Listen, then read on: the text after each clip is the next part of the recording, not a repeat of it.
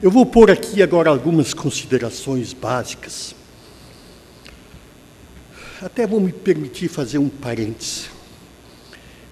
Há 25, 30 anos atrás, eu fui chamado na Assembleia Legislativa para discutir o tema de investimento e desenvolvimento, na Comissão de Desenvolvimento Econômico. E eu, sem a visão que eu tenho hoje sobre o tema, mas mais por uma intuição puramente empresarial ou de formação de educação em casa, eu disse o seguinte: a prosperidade e o salário dos filhos dos senhores deputados vai ser definido se vai ser maior ou menor do que os senhores têm hoje, pelo nível de investimento que nós estamos praticando.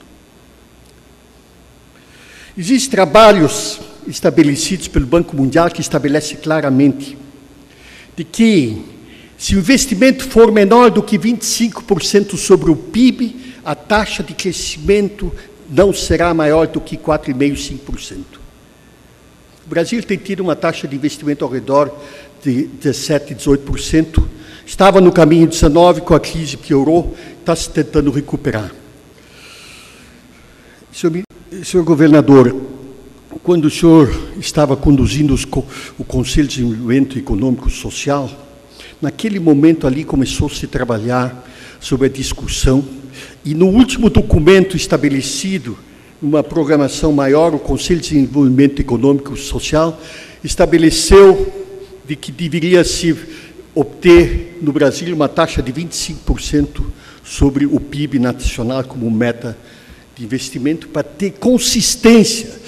Nós temos que tomar muito cuidado, se o senhor me permite mais alguns minutos, que o atual boom brasileiro está estruturado muito em cima da exportação do commodity, do minério, né, mas nós temos que estruturar o crescimento e desenvolvimento em cima de uma poupança interna forte e própria.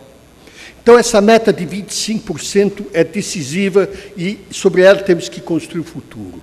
Isso me leva, consequentemente, a olhar os macronúmeros do Estado do Rio Grande do Sul,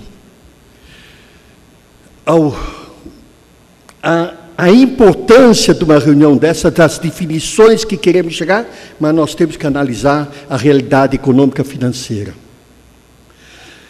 Nós tivemos os últimos 32 anos déficit, 32 anos, gente, déficit no orçamento. Déficit no orçamento significa não poupança para investimentos. A média dos últimos anos, 2005 a 2008, nós tivemos um déficit médio de 2 bilhões, 181 milhões. Primeiro ano, um pequeno superávit, praticamente insignificante em relação às metas de 25% de poupança para investimento, nós tivemos 888 milhões de superávit em 2009.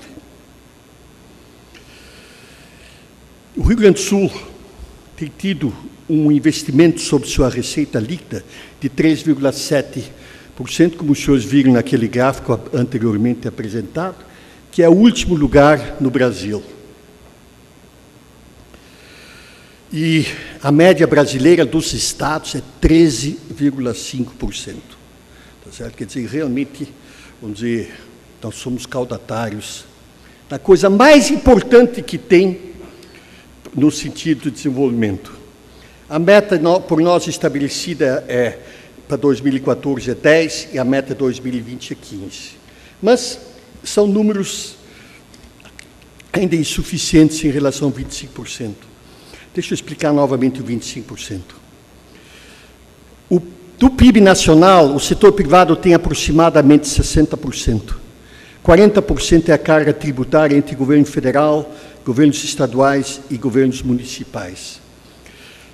Se nós quisermos atingir 25% de poupança, esses setores públicos também têm que investir numa proporção mais ou menos de 25% ou mais. Então, há aí um quadro tremendamente preocupante.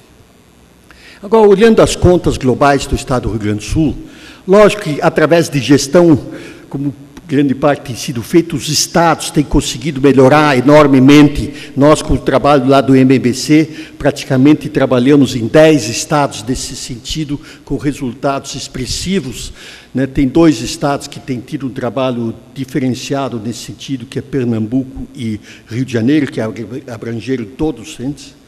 Agora, eu digo o seguinte, sem sistemáticas de estímulo, meritocracia, nós não conseguimos aumentar a produtividade. Consequentemente, o custo tende a crescer sem melhores resultados. Então, é preciso gerir com inteligência e metodologia, como esses estados que eu mencionei já fizeram. Mas, qual é a conta da nossa Previdência? A soma do custo da Previdência do Rio Grande do Sul é hoje 6,1 bilhões. O déficit é 4 bilhões, sendo que a contribuição dos servidores desses 6 bilhões é 700 milhões, 700 milhões, e a contribuição do governo na sua contrapartida, que é 2-1, é de 1,4. Então, nós temos uma poupança envolvida na contribuição da Previdência de 2,1 bilhões. E temos um déficit de 4.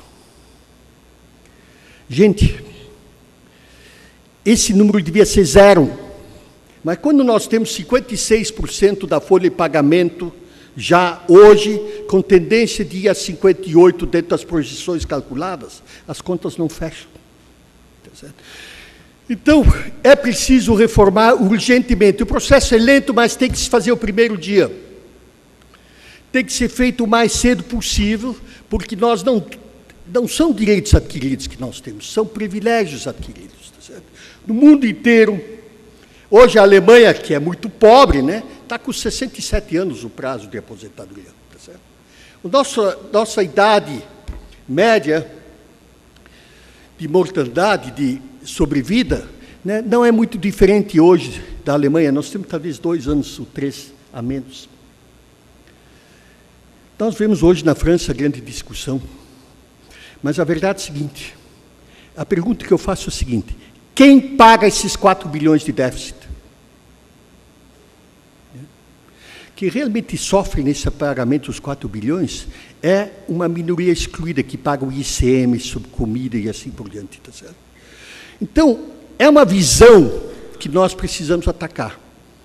As soluções existem, a legislação federal já se ajustou e tem coisas a avançar, mas se nós não construirmos um suporte financeiro para enfrentar as metas que nós sonhamos para o Rio Grande, nós não vamos vencer. Senhor governador, o senhor tem aqui um auditório, né, de gente disposta a lhe apoiar nessa luta de saneamento progressivo para que realmente nós possamos atingir a evolução nesse sentido. Porque o balanceamento global, a capacidade de aumentar impostos está esgotada, né, não só em termos do Rio Grande do Sul, mas em termos do Brasil, porque 40% praticamente de carga tributária já é para países em desenvolvimento, indiscutivelmente a taxa mais elevada. Estamos com impostos mais altos do que Japão, Alemanha, Estados Unidos e assim por diante. Eu não quero nem falar em países que eu acho que os impostos são até desproporcionais em relação ao seu quadro político, tipo o México, etc., que é 20 e poucos por cento, 24%, 26%. Senhor governador, minhas senhoras e meus senhores, o desafio é enorme, mas nós temos uma responsabilidade de, tendo consciência desse debate, dessa análise colocada nessas apresentações, o sonho que queremos realizar. E precisamos, em cima do sonho, criar as condições financeiras, caso contrário, nós vamos continuar nesse marasmo e jamais criar as condições competitivas que precisamos dentro desse cenário globalizado que o país tem. Muito obrigado.